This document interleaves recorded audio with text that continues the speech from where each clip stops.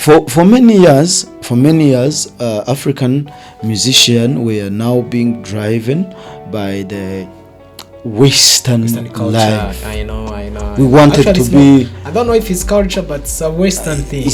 Let's say Western life. Western life, yeah. Where someone who is now looking good is someone who is light skinned, yeah.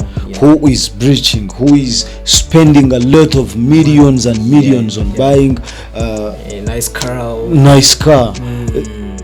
Like I remember I was with you and Davis when we talked about what does being a man takes. Yeah. How do you consider yourself a man when you don't have manhood? Yeah. You're just a boy who is old. Trust me. Come on, if you can sell a land, to go to America, you're not a man. You're just you're selling a boy. Your manhood already. You're selling yourself. You're selling yourself, bro. So and you're expecting yourself, like you want to go to bring something maybe in America or wherever, yet your identity as you know, and we have political will of preserving that. That's the first step. Yes. We learn. After learning, we perform that.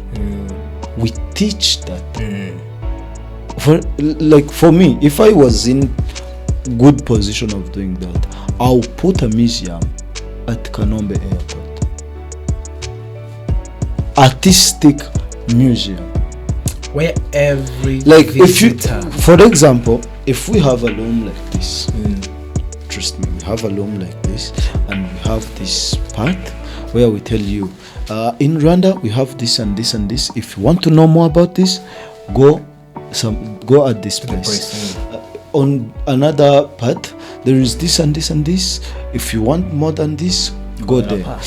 If I was in position of doing that, I will put a cultural traditional village somewhere with traditional houses, with traditional food, with traditional attires. Like, let's not talk about Murukari. No, that's not enough. That's true. That's a museum, just a museum.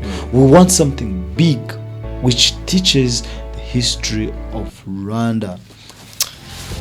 Join the conversation, join the revolution, join us. This is for Africa, and here we are. Let's make it happen again.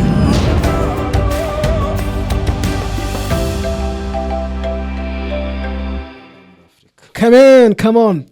It's all about good vibes. It's all about home of arts and technology. Welcome back. This is a TechSphere Podcast. I know it's been time without talking about these kind of topics, and of course in technology. But how do you think if we bring in your truly aspect, maybe tourism, maybe arts, maybe business, or maybe whatever? Where do you think? It's always good vibes. So my name is Ismail, Papi Muhinda, and I'm your host. Today I'm going to talk about a very beautiful topics which goes with art and technology, of course, but goes like this. It goes like this. The influence of arts in Africa through, of course, business and arts. So I'm with my brother, Uncle K. He's and a CEO and founder of the brand called Kana brand. You really know that name, but he's also co-founder of the Inno Correction, and he's one of the big man in iSmartHouse. The iSmartHouse actually is one of the influence houses in Rwanda, which goes with arts and technology, especially in podcasting, digital content creation. So the guy is one who is behind that one, yo. So let's now dive into that kind of aspect. But first of all, I want to go with this kind of simple question. Uncle K, when you talk about arts in Africa, brother, how do you express it in your real words? Thank you, Isma, for having me. You forgot to mention that I am the grandpa of this clan. Oh, I know, man. Of people against nonsense, and I'm a full Rwandese. So it's a pleasure being here again. You asked me, like, how do I see art in Africa? Trust me, art in Africa is modern life, because everything in Africa is art. Really? Sometimes people think that art is all about music, movies, theaters, but art, Africa, mostly Africa is art. Yeah. Beginning from starting from the beginning of time back in days. I don't know if you know that the first person who was created by Jehovah, God, Allah, was created here in Africa. So art is all about creating. Come on. And once we talk about art and creation, we talk about Africa. Yeah. So Africa is art, art is Africa. And it's one of the man, he's called, is your brother, I think he's your idol, Andrew. He once said, a human being is a soil, and with the soil, and you're expressing something like art is Africa.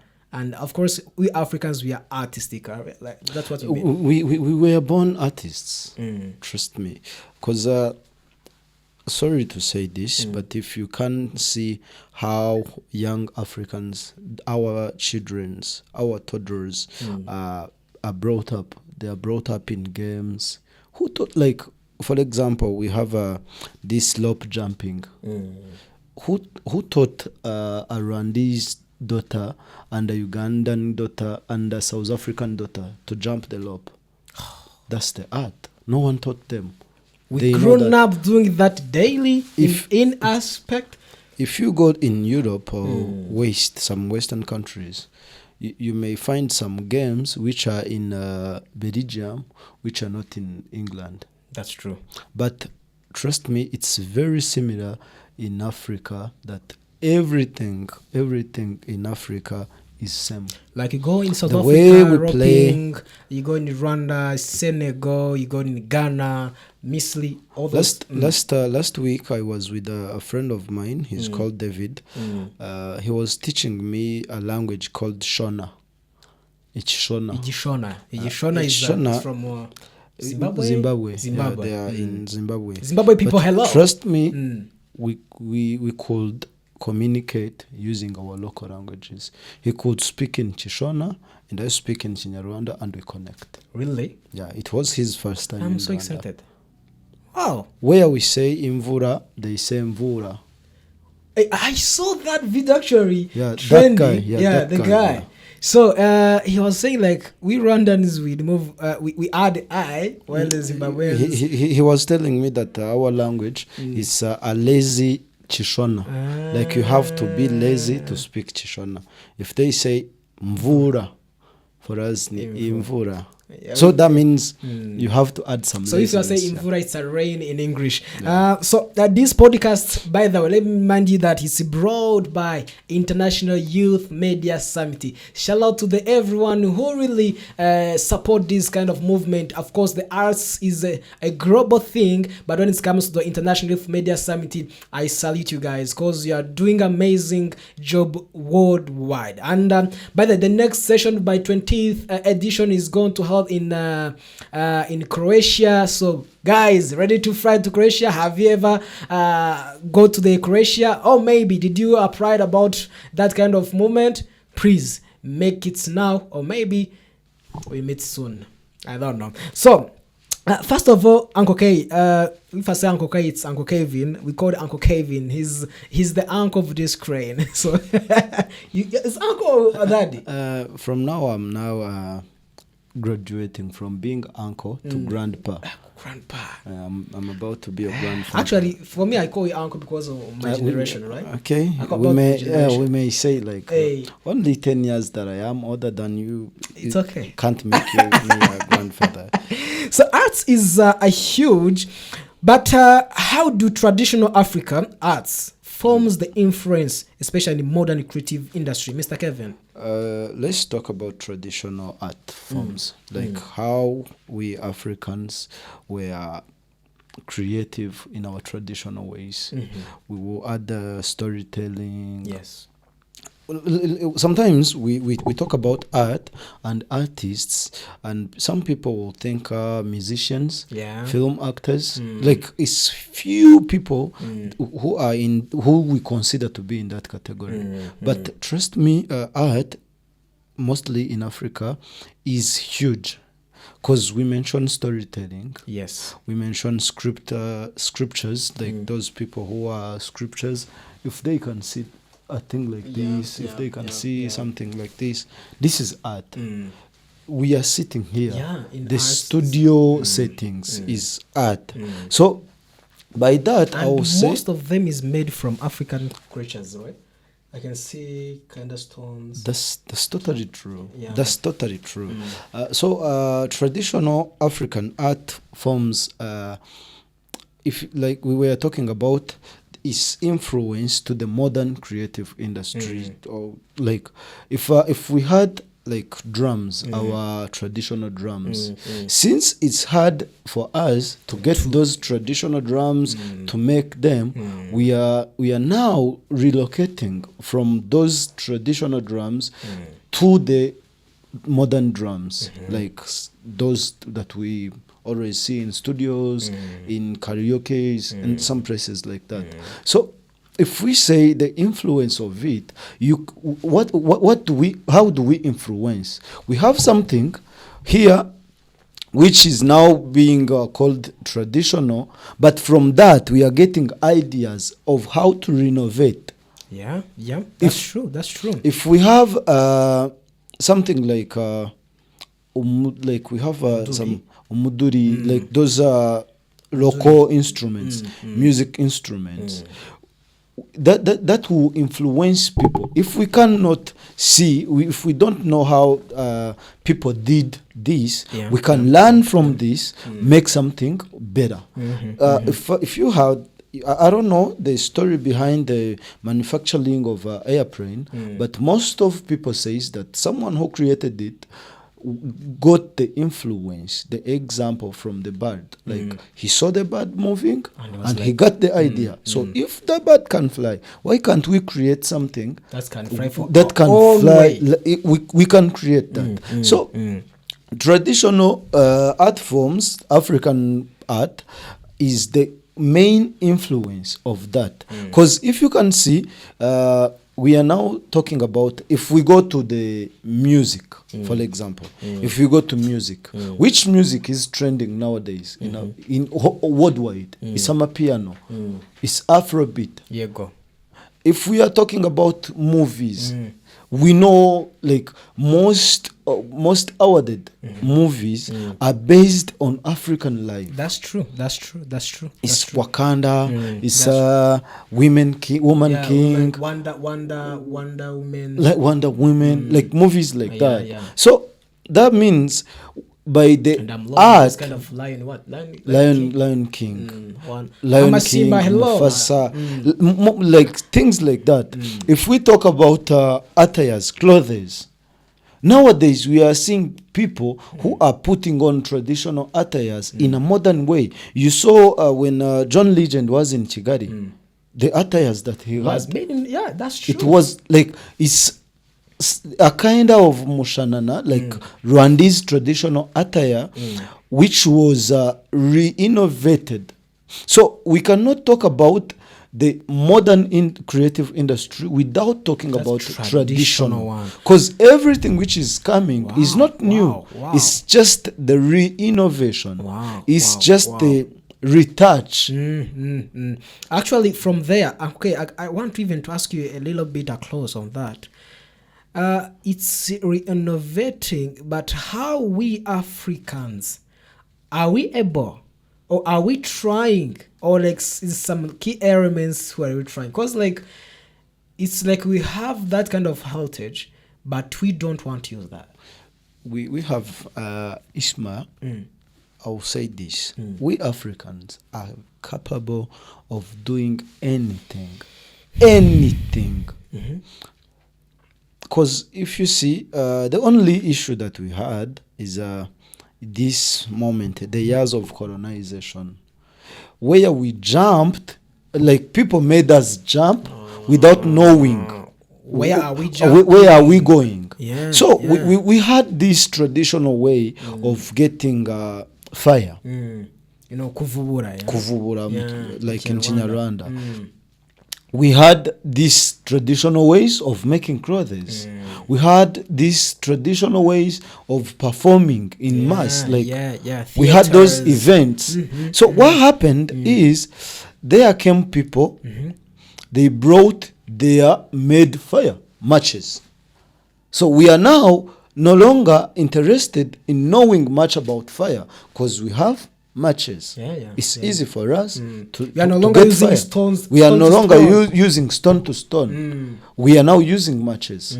We are no longer now. We know. So for now, I think it's something to be proud of. People are coming back to roots. People are coming back to their traditional. And I saw even for that matches you were saying, I was saying the kind of the kind of type of matches which is made from the trees. So that's what is happening now. So coming back to what you asked, is we are capable of doing that. It's just a matter of time. We have been sleeping for a long time. Now we are waking. So the thing is, we did this before, and what happened, Papi, is people came here. They had their own made guitar, but we had our very own types of guitar. Exactly. So they came here, they westernized us. They told us that if you wear a suit like this, and someone is putting on traditional attire, I am the civilized, yet he is the one who is uncivilized. If I shave my hair like this, if I add something hairs, like Lasta people, if I like. Why? In Rwanda, we had our traditional ways of cutting hair. So coming back, Amasunzu. So we are coming back to roots, and I'm very proud of the journey which is being made. So I will say that we are very capable of doing that, and we are even doing that. Wow. Storytelling is one of the key elements of expressing our feelings through arts and technology, but less so about through arts. Filmmaking was one of the key way of just expressing that aspect. For myself, I thank God because I met with IOMS, International Youth Media Summit. Like they shaped me through kind of just in that angle of seeing things in storytelling. Honestly speaking, the time I got to Zanzibar, like was kind of someone to remove a desert part in your eyes. Like everything's storytelling. But in Africa, let me bring it like this. Can you see what the laws does storytelling pray, of course, to perceive the African stories and cultures? Thank you, Ismail. A very good thing that I love about this podcast is that you ask me about Africans. This is Africa. You ask me about Africa. Yeah. Trust me, we have been reading. Let me give you an example. You will see an African who knows much about Napoleon Bonaparte. More than he knows about his president. His president. Oh, his former kings. So when we talk about storytelling, we talk about something like oral traditions, like speaking, dialect speaking, man to man speaking. When we talk about that, we talk about folk tales, like proverbs, like imigani ni Kinyarwanda. We talk about folk tales. We talk about something like myth. Like we were born when we were young. Everything was myth. If you try this, if you do this, you're going to become this. You will be this. If you kill this bird, in English, what they call that? I don't know. I don't know if they have English, but I remember there is a kind of lie they told us, like when you sleep in the muvre is like a kind of, I don't know, kind of things you sleep when a man sleeping there, they become a girl. Yeah, you will become a girl. And when a girl sleep there, was it real? Okay, I am not here to change the myth. Trust me. Okay. But if you do that, you become that. So don't try. That's the myth that we were brought up in. That was a very good way of Actually, let me tell you this, Papi. I said that I will not talk about it, but let me tell you, the myth were not about lying. It was about stopping people from doing things which will harm them. Let me give you an example. If they say that if you sleep in that used utensil, like in Muvure, you will become a girl or a boy. You know why? They didn't want you to go and break that because material. It was likely because we babies or maybe young people. That's where we wanted to be. To pray we wanted to play in something like that. Yeah. You know, if you go there and you sit and you talk about folks there, at the daytime, you will become a lizard. A lizard. So that was a very good way of stopping people from being lazy, because daylight was working time. You have to go work on a daylight, and the folk stairs were for the night time when people were gathered, family gathering, talking, folk staring, and doing more like as a family. So if you do this in the time you were not supposed to do it, you become a lizard. You couldn't become that, but that was a very good way of stopping people. So if many people may not understand how hard this was to the community, Papi, that was a very good way of protecting people, of growing up courageous men who knows that they are going to work on their time. That was a very good way of protecting materials at home, but in a harmless way. Why should I let my kid to be beaten so not to do something instead of telling them this myth? Like there is I don't know. Up to now, I don't know what it is, but there are birds which are called inyanje, that if you wave at them by the evening time, if you wave at them, you will get something here in your, like, you will get the nicest nails. So let me tell you, if you were like, if your tooth grows up and you remove your tooth and you throw it away, there is this bird called kanyamanza. We believe that if you give that teeth to the kanyamanza, you will say that, dear kanyamanza, I give you my bad teeth, I want you to give a nice one. Kumbe. So that people may not know what's behind that story. That is a story of, like, having something to believe in. People needs to believe, because Papi, trust me, the society which doesn't believe is the lost society. That's true. So that's true. By this, I want us to, like, how do we preserve our history? How do we preserve this storytelling? Because for now, I think you know the names of your grandfather. Muhinda, Wakana, Guricho. So how did you get to know that? It's through storytelling. Yes. How do you know that Nyasha and Baba have been here? It's through storytelling. How did you know that Kingi Gwabujiri did this and this? It's through storytelling. Papi, trust me, that is a very, very strong weapon that we need to use to preserve African history. We need to document documentaries. Let's do movies. Let's do songs. Let's do something. Let's get the ways of documenting. For now, you will not, in 20 years, if we don't do anything, we'll be having this community which does not understand where we are being from.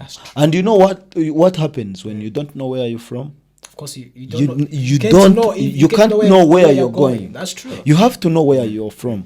So we need documentaries. We need to document that through animations.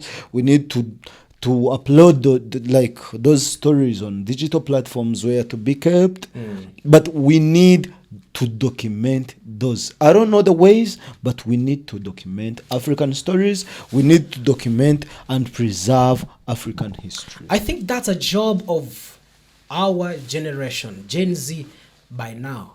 But again, that's one of the key element maybe you can consider as our future use. I'm talking about younger Gen Z, young generation. Do you think young Africans can really create and define this continent culture through that storytelling you were saying about? And of course, give me like a hint.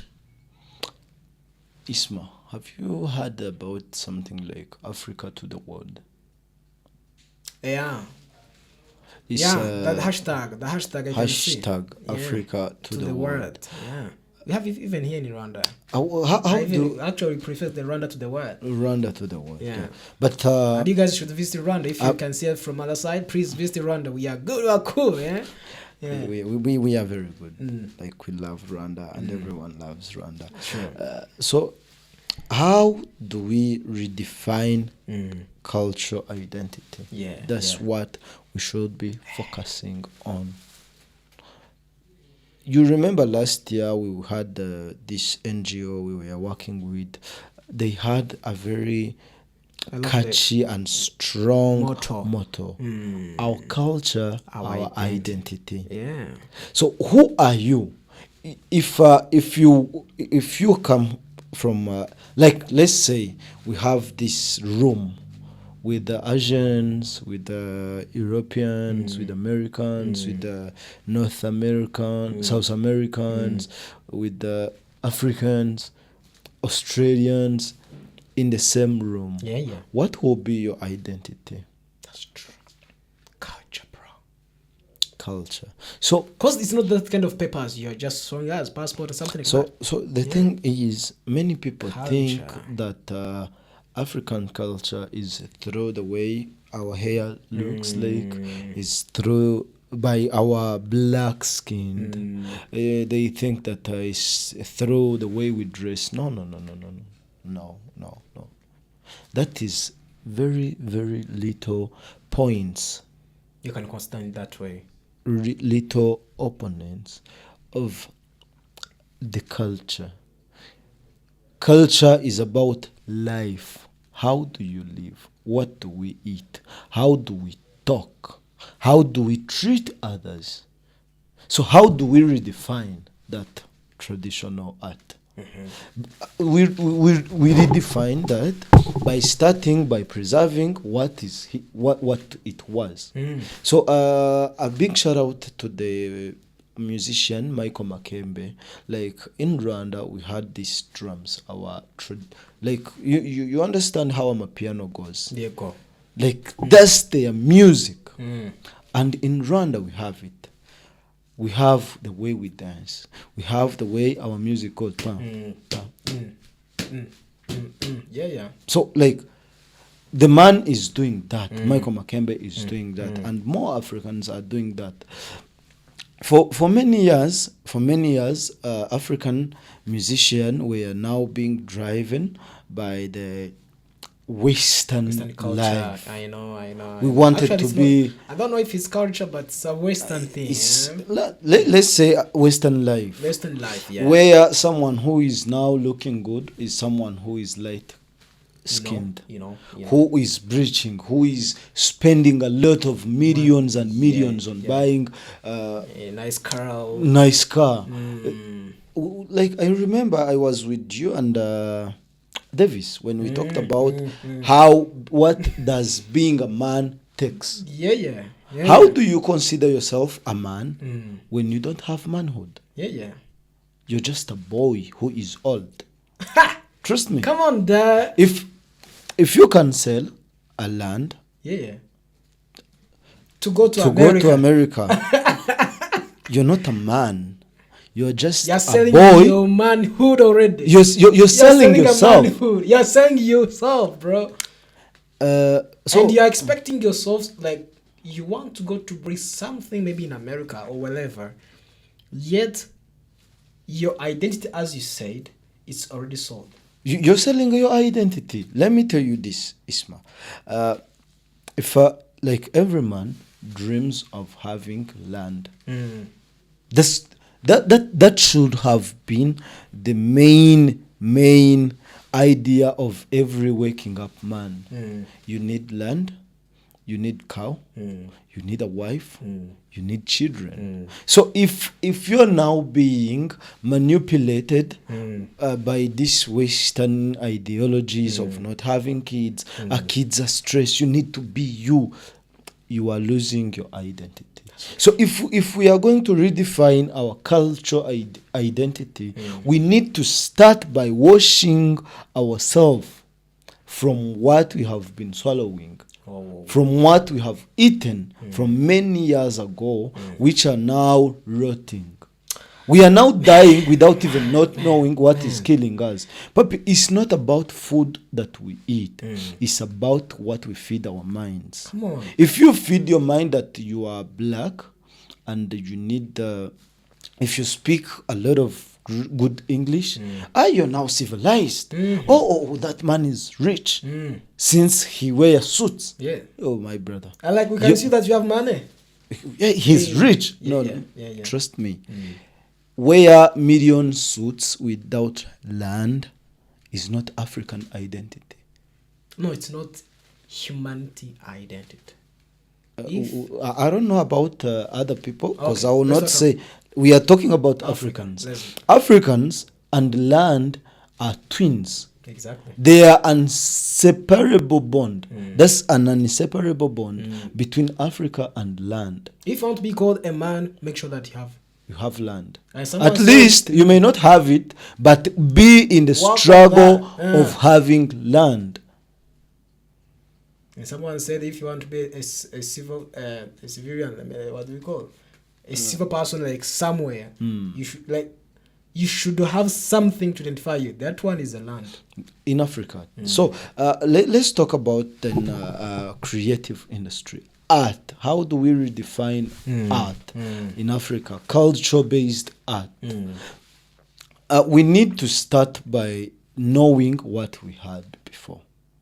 People needs to start learning about our history. Yes. People needs to start getting to know African instruments. If they are musicians, if they are filmmakers, they need to start knowing history. If we are going to shoot a movie of a hero, like one of the most women, like the hero of Africa in Rwanda's history is Ndabaga. Is we have a lot of women, Nyirarumaga, women like that. We are not going to shoot the zombies, since Rwandan history does not have zombies. Yeah. At least let's shoot the story of Ruganzu. Let's shoot the story of Kwame Nkrumah. Let's shoot the story of Thomas Sankara. We need Mandela, if that we kind of work, stories, you know. Isma, African continent have a very strong creative ideas. If you want to work on films, we have a lot of things. I know. So we need, by redefining that culture identity, we need to start knowing what culture had before. Exactly. Man, it's really catching up, but I know everyone is really catching up too. Uncle K is trying to bring it on my points where I want to go dive into for the culture things as the last question of this. Yes, the Africa is big, as you said, and you have to protect that one. But let me ask you like this: what are the biggest traits or threats to Africans' culture heritage, and do you think we can protect it in which way? Protecting it, the very good. Because like you are saying about identity, and now we are seeing more than Gen Z selling their identity to go to, somewhere abroad, America, Europe, somewhere. And of course, we want to protect that kind of identity. And you also that our identity, first of all, is where you come from. Let's say that is where you come from. Is breathing what you you have been working on that since day one you're born. how are we going to protect that? It's not easy. Let me say that it's not easy because, like, preserving cultural heritage in this era of globalization, where a musician starts music today in America, and by the end of the day, I know the musician in Rwanda. It's not going to be easy. Trust me, it's not going to be easy. Fighting with actually, let's call it a fight, because when you're preserving your history, there is someone who is willing to destroy your history. You cannot preserve something which is not being destructed. We preserve it because of that fear of being distracted. If we talk about preserving our history in this biggest challenge of globalization, where you wake up in the morning and instead of being talking about trees, African trees, which contains history, you'll be talking about Rihanna's nudes. We'll be talking about Nicki Minaj's breakup with his boyfriend. It's going to be hard, but it's going to take more than willing to do that. I know. It's going to take courage. It's going to take blood and sweat. I know. If we want to preserve that for the next and next and next generations. But we can't do that. So how do we do that? We start about knowing that, as I told you, knowing what it is. What's heritage do we even have? Do we visit museums? Do we visit traditional events?